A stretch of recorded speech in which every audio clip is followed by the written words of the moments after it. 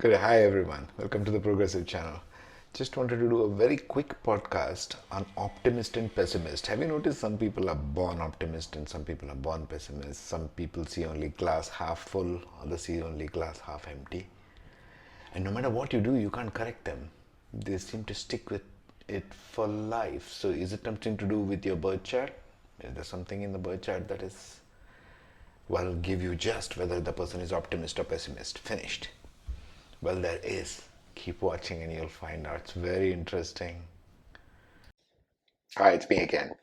So let's see the clip here. So, are you an optimist or a pessimist? Are you a born optimist or a pessimist? Sometimes people change through life, sometimes they don't. Most often times people don't work on themselves. You know this very well. Just they stay the same way, same stubborn people all their lives. They never learn, never grow. But that's not the point. The point is to discuss optimist and pessimist here. Let's take a look at a really simple trick here, okay? So I'm going to take two kinds of charts, and this doesn't even necessarily have to be Western or Vedic plots. They can be really any kind. You can even use Western tropical system, you can use Vedic system. It's all the same because the principle is very general in nature, okay? We'll see here. First we'll see with the Vedic one. Get to know the principles first and then we can get to the details. So there I am taking an Aries ascendant with the physical placement of Sun in the 4th house, okay? So right across, let me explain a few things here. So the line going across the Sun to the opposite house, which is the 10th house, is the full moon point. If the moon sits here, it's a full moon chart, right? This is the birth chart. So the moon and the planets all in Western or Vedic system, they go in an anti-clockwise direction, right? Only the north and south node go clockwise, but everything else goes anti-clockwise. So the moon will be moving in this direction or from the top half. Now the bottom half I've called it optimistic arc. The top half I've called pessimistic arc. Why is that? Let's say the moon is placed in the 7th house for this individual. Okay. So the moon, when this person is born, is actually going away from the sun. This is the point I want you to remember. Moon is going away from the sun. So it's a waning moon. That means it's a waxing moon. That's why it's optimistic. Why we'll come to later on, okay? When the waxing moon, that is moon is going from new moon towards full moon in a person's chart, birth chart, that person is an optimist.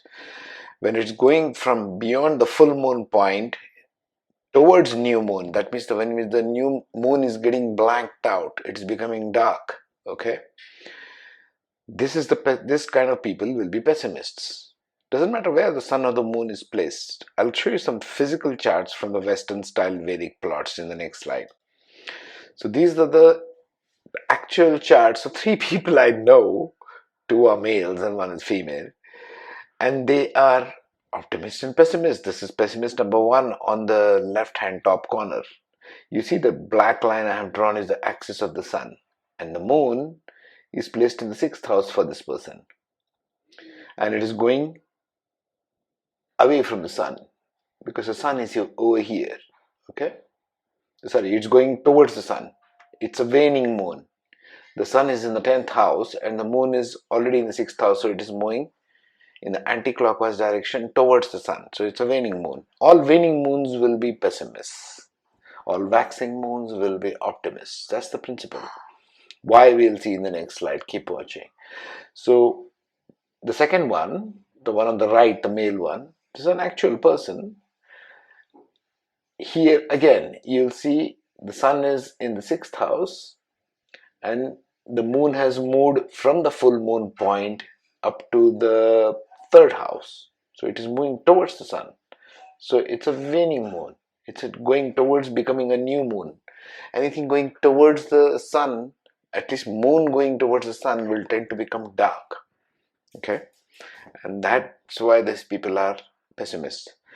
This optimist, this female who's an optimist, is the sun is over there in the 10th house and the moon has moved towards the 3rd house over there, right? So it's almost going towards the full moon point. One more house and it would have been a full moon. This person is really an optimist. You will see the bright side of everything. Excuse me. So now, what is the reason behind this? The principle behind this. Why is this so? Remember this principle in general. Sun represents your soul energy. This is why we are giving a lot of importance to ascendants, right? Moon represents your mind. So the mind takes the energy as in from the soul, from the sun shining on the mind.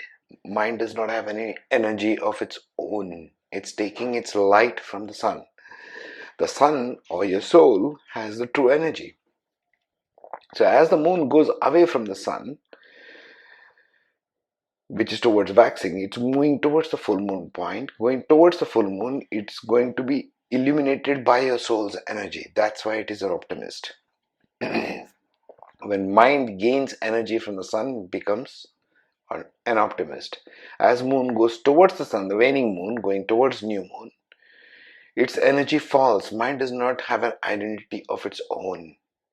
The entire Vedic construct of Jyotish is based around this. It's based around two luminaries, the sun and the moon. The moon being Manas or the mind, and sun being Atma or the soul. Okay? So that's the concept. Now you can plot your own charts, go anywhere in the website and check this principle out for yourself. You can even use Western. I bet it will be the same thing.